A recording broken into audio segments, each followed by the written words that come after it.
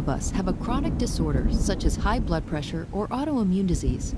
Rates of anxiety, depression, PTSD, and addiction are skyrocketing. Why?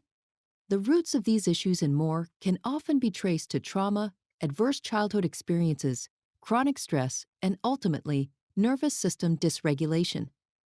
Meet your autonomic nervous system. Let's call it ANS. ANS takes care of a lot of your automatic functions, like your heartbeat, digestion, and body temperature. ANS also manages your survival and stress response, working to keep you alive when your life is in danger. ANS functions as our built-in detection system, constantly scanning our environment for cues of safety and cues of danger. As ANS scans the environment, it has three general responses or states. Safe. You feel calm, relaxed, and connected to those around you. Mobilized. When ANS detects danger, it sends a command and your heart rate and breathing increase, adrenaline and cortisol are released, and blood rushes to your muscles so you can handle the threat. This is our fight-flight response. Immobilized. When ANS detects that the danger is so great that you can't fight or run, it shuts you down. In this state, our heart rate, blood pressure, and body temperature decrease, and pain-numbing endorphins are released. ANS does all of this automatically without us thinking about it. ANS doesn't just use these states for survival, it uses them to navigate through the world each day. When ANS functions well, it moves fluidly from one state to another, 1 minute mobilized and ready for action, and the next resting and recovering. ANS will often blend states together. When we play, ANS combines the mobilized and safe states, and when we are intimate with loved ones, it combines immobilized and safe states. When ANS can stay flexible and fluid like this, it helps us manage and become resilient to stress and negative events. We're able to bounce back and move on. Unfortunately, when we experience trauma and chronic stress, it can keep ANS from functioning in a healthy, regulated, and resilient way, and can keep us stuck in states of survival. A friendly get-together can become frightening. A simple meeting at work can become threatening. For those with a history of trauma and chronic stress, the ANS detection system often becomes faulty, constantly signaling danger even when we are safe. It's like ANS is an alarm system, constantly signaling fire even when there's no smoke and no flames. Consistently living in these survival states can be debilitating, and we often develop adaptive strategies like using drugs, alcohol, food, work, or sex in an attempt to bring regulation and temporary relief. Understanding how trauma impacts us is critically important. There is a whole spectrum of experiences that can be traumatizing and adversely impact ANS, like accidents, assaults, and natural disasters, which are often called shock traumas. There is also developmental or relational trauma, when we experience chronic adversity, abuse, neglect, and lack of safety while growing up. Many other experiences can be traumatizing, including chronic stress, medical procedures, and adverse community environments, like poverty, discrimination, and violence. Additionally, new research in epigenetics shows us that trauma can get passed down genetically at least 3 generations. In the past, we've thought about trauma as events that happen to us.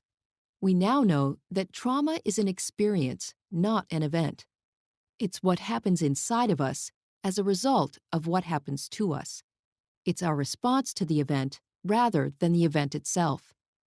Over 20 years ago, Kaiser and the CDC launched a groundbreaking study of over 17,000 patients that showed a direct link between adverse childhood experiences, or ACEs, and long-term health and wellness. In the study, 2/3 of participants reported at least one ACE. Over 20% reported 3 or more. When participants reported 4 or more ACEs, this corresponded to an increased chance for heart disease, cancer, drug abuse, and more. With 6 or more ACEs, life expectancy decreases by almost 20 years. We are learning that many physical and emotional symptoms may emerge from a chronically dysregulated ANS. When ANS gets stuck in survival states, our biology shifts its focus from the tasks that keep us healthy, happy, and thriving to surviving the immediate perceived threat. Many conditions and symptoms that are chronic and difficult to diagnose and treat can be attributed to a dysfunctional ANS. Our childhood experiences can also keep us from connecting with others. This is vitally important because as children, our number one survival priority is to attach to caregivers. When the people responsible for our safety aren't safe, and we are living in chronic states of unsafety, ANS doesn't get wired right. The part of ANS that judges what is safe and what is not becomes faulty. If intimacy and connection were unsafe as a child, as adults, we'll often unconsciously reject attempts from friends and partners to connect. Even though intimacy and connection is what we want, ANS feels it's unsafe and won't allow it. Trauma compromises our ability to engage with others, replacing the need for connection with the need for protection. When there has been trauma, ANS can no longer differentiate between our unsafe past and our now safe present. ANS can't turn off the need to protect, even though we are now safe. So what can we do when ANS becomes dysregulated? How do we recover from trauma and develop a healthy, regulated, resilient nervous system? Fortunately, we can retrain ANS to feel safe again. This is best done with the help of others. Each one of us has an ANS, and our ANS is constantly communicating with and attuning to the states of others. We autonomically mirror the states of those around us. This is called co-regulating. We see it in herd behavior. If one animal senses danger, the entire group becomes more alert, increasing their chances of survival. We're exactly the same. When we're with others who are stressed, angry, or depressed, it makes us feel worse. When we're with others who are calm and happy, it makes us feel better. Connecting with others who are safe, attuned, and present is the best way to restore a healthy ANS. For those struggling to recover from the impacts of trauma, there is an emerging field of innovative clinical therapies that have been developed to reestablish safety and regulation to ANS. We're also learning that many of the activities we intuitively know make us feel better, like spending time in nature, practicing yoga, dancing, helping others, and more, can help ANS become more regulated and resilient.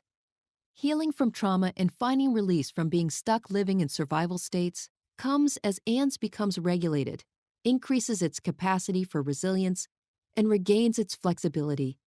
It's not about being calm all the time or mobilized all the time. It's about having a flexible and resilient nervous system that can accurately assess safety and danger and responds appropriately. We're truly resilient when we can fluidly move from one state to another. For those living with the impacts of trauma and chronic stress, becoming unstuck is like beginning a new life. For the rest of us, understanding how our nervous system states guide our behavior can help us become happier, healthier, and more empathetic human beings. Collectively, we have an epidemic of social issues that are rooted in trauma.